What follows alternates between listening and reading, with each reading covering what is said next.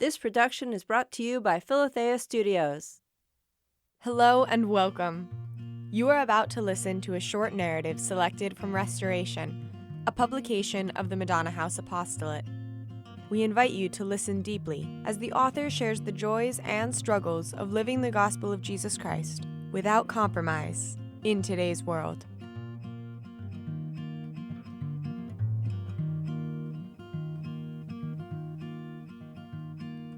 A Story About a Horse by Scott Egan. Nearly 20 years ago, when I was a young staff worker at the farm, an incident occurred that strongly shaped my view of working and would influence my actions right up to this present day. We were just beginning to increase our use of horses, and we were having trouble with one of our mares. Black Polly, who had been working for us for about a year, had given us a nice foal, but we were having trouble getting her bred again. Trouble was, she wouldn't come into heat, and so we gave her, under veterinary advice, a hormone shot. The next day, when we were going to bring her back to the high pasture, she started acting like a stallion. She snorted, reared up, charged at us, and then, when we grabbed her by the halter, she broke free and ran away. What could be done? Even Sherman, who was teaching me about horse work, couldn't handle her. So he brought the problem to Albert, who was the farm manager at the time. "Go talk with some of the local men who've worked with horses all their lives," he said. "Ask them what they would do."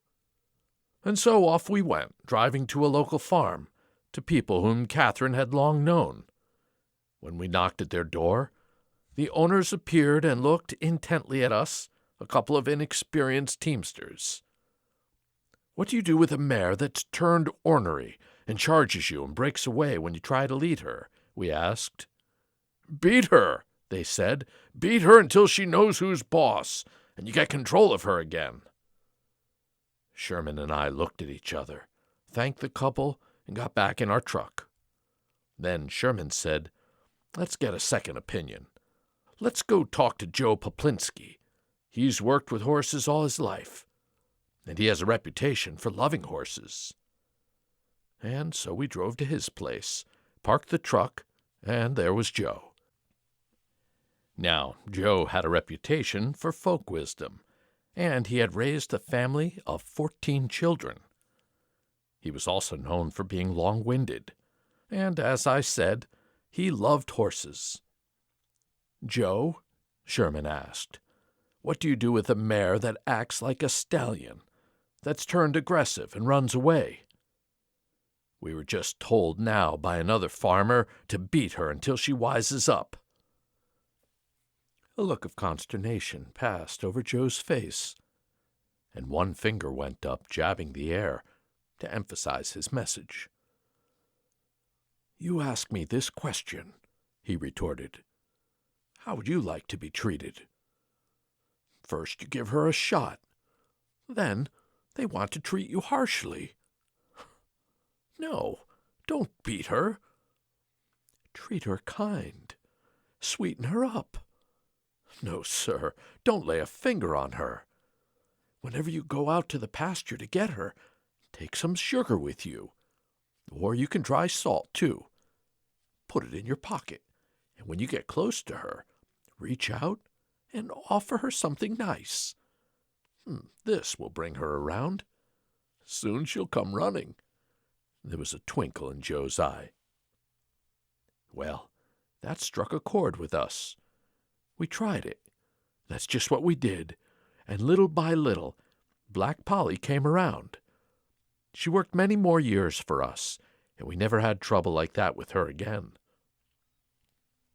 Joe Poplinski died last year, just shy of 90 years old, but his words, and more importantly, his wisdom, have stayed with me ever since. Love, not anger. Love is the way. Gentleness, not force, should be our first response.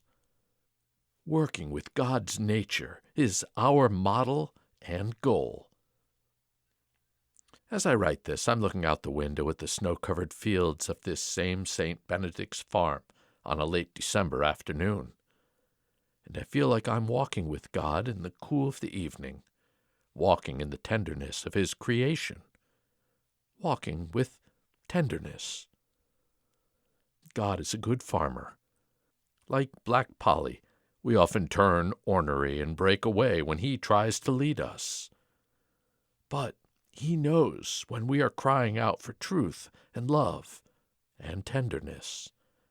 He's holding out His hand, and in His hand is love.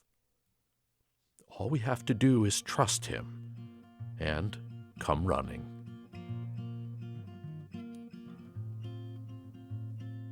Dear friend, thank you for listening. Rest assured of the prayers of the Madonna House community for you, our listener. May God bless you and keep you.